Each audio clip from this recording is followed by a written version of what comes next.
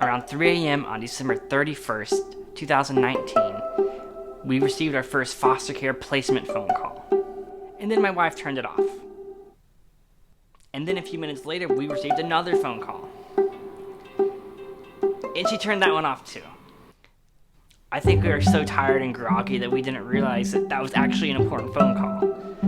But then when we woke up, we found a voicemail. Our social worker was looking for a placement for 2 young boys, about ages 5 and 6. It was also around the holiday season, so they had trouble finding people to care for them, even if it was a short-term basis. We both felt intimidated by the idea of 2 kids. It felt like we weren't ready for it. We were freaking out. And I think we were both kind of intimidated by the idea of foster care anyway.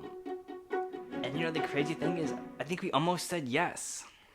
We scrambled to set up our 2 car seats, which at the time felt like a big challenge. And then we got another phone call from our social worker. She said she had found a home for the 2 boys, but there was an additional need for another kid, a young girl. More specifically, a 10-month-old girl. My first reaction was, hey, it would be fun to snuggle a little baby. But I don't think I knew how hard it was gonna be. So we said yes. And we waited and waited, and we didn't really hear anything until about midnight. 6, 5, 4, 3, 2, 1. And then around 12:15, our first foster daughter arrived at our house. She had just a onesie and 1 bottle of formula, and that was it, nothing else. And as soon as the social worker left our house, we had this feeling like, oh, what do we do now? We didn't have any experience taking care of a kid, nonetheless a baby. We felt, yeah, it was wild. I just want to take a minute to talk about the experience of the birth family. While this night was exciting and wild and stressful and crazy for us, it was a lot, I'm sure it was a lot worse for the birth family. I'm sure it was heartbreaking and devastating and filled with all kinds of emotions. And I think it's really important to keep that in mind. Which brings me to my next point. While it's easy to feel excited or even celebratory when a child arrives in your home, for the child, there's probably nothing to celebrate. It's fear and stress and all kinds of emotions. And on this night, our 10-month-old was super scared and super afraid. Pretty quickly, it was pretty clear that she was afraid of me and didn't want to be held by me. She only wanted to be held by my wife. So I was in the room with them, trying to support them for a few minutes, when I think we realized it's best as my wife try to comfort her by herself. My wife cuddled her and walked her around our house as our 10-month-old cried for 2 hours. I waited here in bed.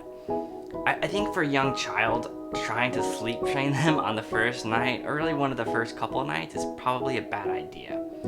She was just so afraid and was just clinging on someone to love and someone to give her a sense of safety. Finally, my wife dropped a mattress on the floor and just decided to sleep with her on the floor. I don't think much sleep happened that night, but that's okay. I think we were kind of expecting it. So that morning, my wife went to the store for a quick trip, and I stayed at home with our little girl.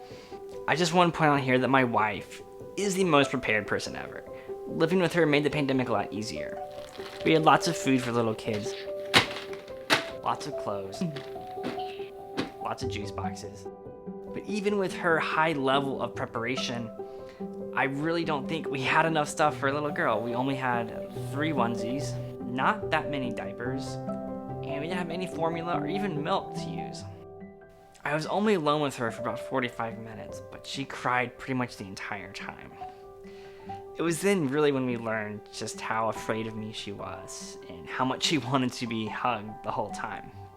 Later that week, I had a chance to speak to my social worker about her behavior. And really, my first reaction was to analyze our little girl. But my social worker was pretty quick to remind me not to do that for a couple different reasons. First of all, imagine if your parents were always analyzing you the whole time, even as a little kid. That's kind of unnerving, and it's really not my job to do that. And I also didn't have complete information about her life. It's really not our job to be therapists. That day was a total blur. It was so stressful and so exhausting. We had so much help from a good friend of ours. But we were able to hand her off to a friend for a few minutes we really just wanted to lower the crib a little bit so she couldn't climb out. While adjusting the crib, we both just cried so much. We felt so lost, and it was such a struggle just one day. It made me wonder, how does anyone become a parent at all? That's what we thought parenting was. That's what we thought parenting was like. I imagine for a lot of little kids, the first couple of days of being placed into care would be tough. But I think that it does get easier over time. And for us, it did eventually get easier. She eventually formed a pretty tight bond with me as well. I will leave you here with 3 pieces of advice. First of all, is know where your support is coming from. We got so much support from our family and friends this first couple of days. I don't know what we would have done without our friends or without my mom. Second thing, it's easy to be excited about a child coming into your home.